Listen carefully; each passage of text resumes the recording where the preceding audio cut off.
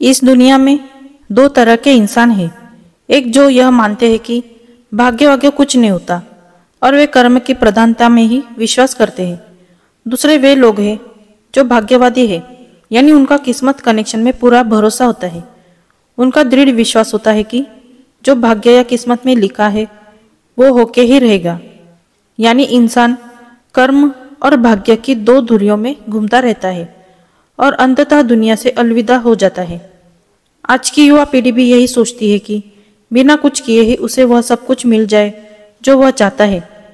इस विषय पर अक्सर बहस होती रहती है कि आखिर कौन बड़ा है, भाग्य या कर्म। जब अर्जुन ने कुरुक्षेत्र में अपने स्वजनों को युद्ध के लिए अपने सामने खड़ा पाया तो उसका शरीर निस्तेज हो गया, हाथों से धनुष छूट गया, प्राणहीन मनुष्य के समान वह धरती पर गिर गया। तब भगवान श्री कृष्ण ने उसे गीता के कर्म ज्ञान का उपदेश दिया। भागवत गीता में भगवान श्री कृष्ण भी अर्जुन से कर्म करने की ही बात कहते हैं। अर्जुन को कर्म करने का ही उपदेश देते हैं। श्री कृष्ण कहते हैं कि राज्य तुम्हारे भाग्य में है या नहीं ये तो बात की बात है, परंतु युद्ध तो तुम्हें पहले लड़ना ही होगा, कर्म तो तुम्हें करना ही होगा। तो आइए अब उस कहानी की शुरुआत करते हैं जिसमें बहुत बड़ी सीख छिपी हुई है।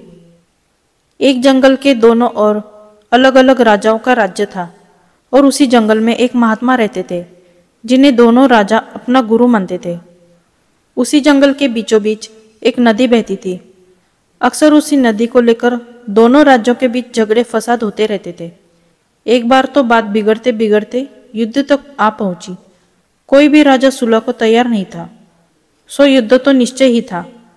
दोनों राजाओं ने युद्ध से पहले महात्मा का आशीर्वाद लेने की सोची और पहुंच गए जंगल की उस कुटिया में जहां महात्मा रहते थे। पहले एक राजा आया और उसने महात्मा से युद्ध में विजय का आशीर्वाद मांगा।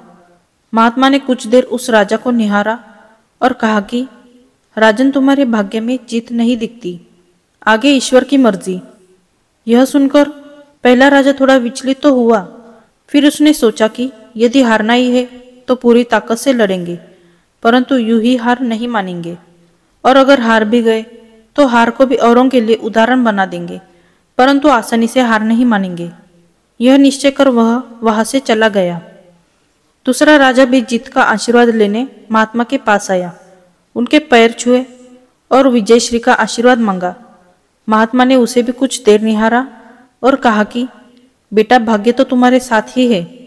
यह सुनकर राजा तो खुशी से भर गया और वापस जाकर निश्चिंत हो गया, जैसे कि उसने युद्ध तो जीत ही लिया हो।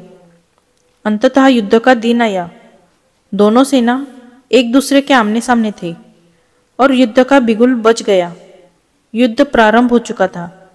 एक तरफ की सेना यह सोचकर लड़ रही थी कि चाहे किस्मत में हार हो पर हम हार नहीं मानेंगे, हम अपना सर्वश्रेष्ठ कोशिश करेंगे, अपना सर्वस्व झोंक देंगे।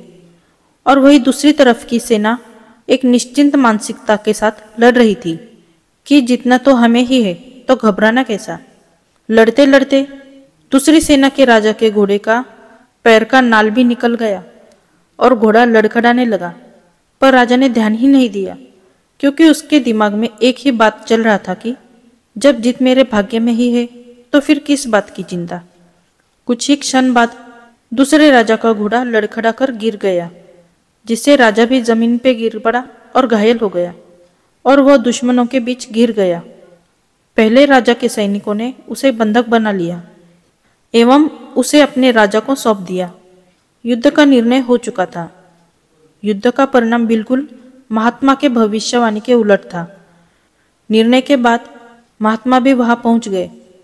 अब दोनों राजाओं को बड़ी जिज्ञासा थी कि आखिर भाग्य का लिखा बदल कैसे गया। दोनों ने महात्मा से प्रश्न किया कि गुरुवर, आखिर ये कैसे संभव हुआ। महात्मा ने मुस्कुराते हुए उत्तर दिया, राजन, भाग्य नहीं बदला, वह बिल्कुल अपनी जगह सही है, पर तुम लोग बदल गए हो।